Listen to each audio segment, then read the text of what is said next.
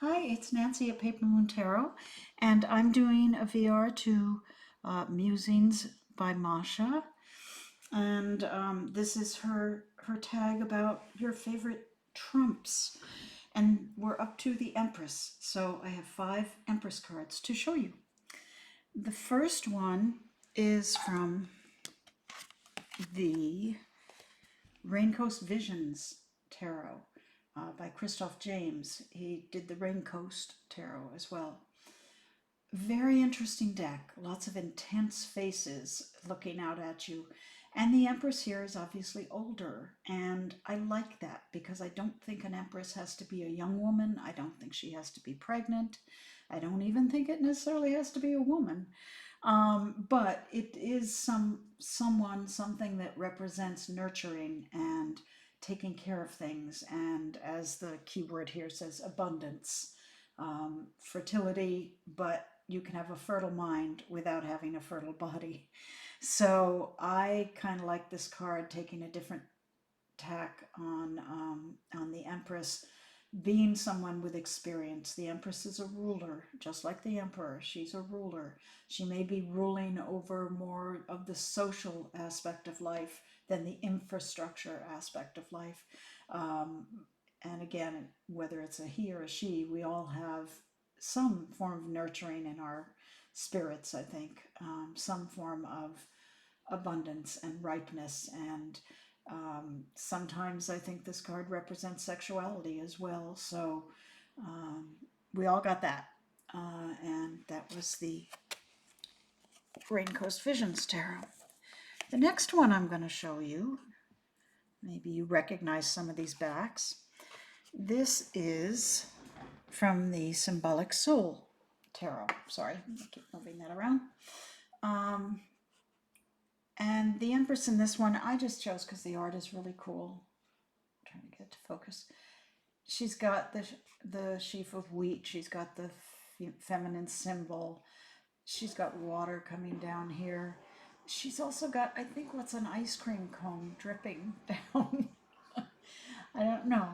Maybe it's supposed to be something else, but in this deck, I believe it's an ice cream cone because it's kind of a weird deck. But she also seems like someone who's pretty sassy, and I like that about her. I like that in my Empresses. Okay, the next one is from Dream of Nile.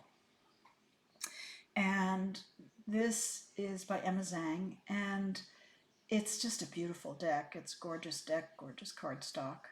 Uh, this I'm going to put down and read to you from Emma's booklet that tells you who this is, because again, this is all based on Egyptian mythology or actual, generally mythology, I think. But this one is Hathor, Hathor. Hathor personifies love, beauty, music, dance, motherhood, and fertility, typically represented as either a cow or a woman bearing cow's horns with the sun nestled between them. So that is who we're looking at on this one. And you can see the horns and the sun, so forth. But again, she's a kick-ass Empress. She's a strong person, and I just love this different representation of her. There are like flowers down here, you know, some sort of flowers. Some seem to be sort of coming out of her fingers, which is interesting. Other flowers here. So you've got that nature part of it. Um, you've got the feminine symbol there. So it's just a whole another take, an Egyptian take on the Empress, and again, kind of a strong Empress, which is the way I see her. Okay, this is from the Ehrenberg Tarot, and it's just a different approach. That deck uh, is a very pretty deck, very nice deck. I like it.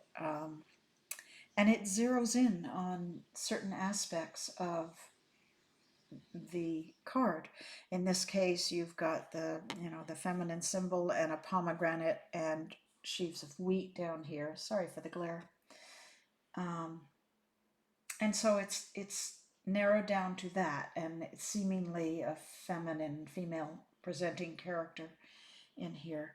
So it's just a simpler approach, not as busy as some of these have been, and that's kind of nice for a change.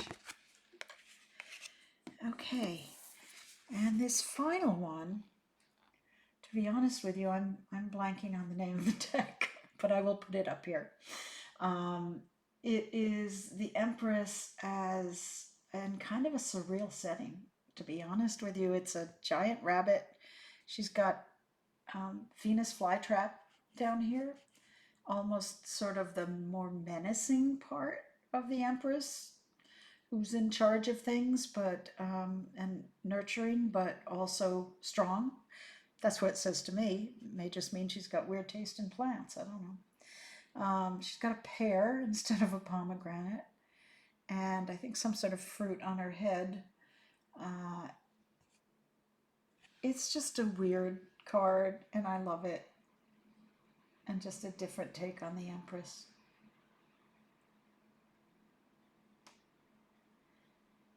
So, those are my 5 cards. Thanks, Masha, for this challenge. And I will see you guys next time with the Emperor.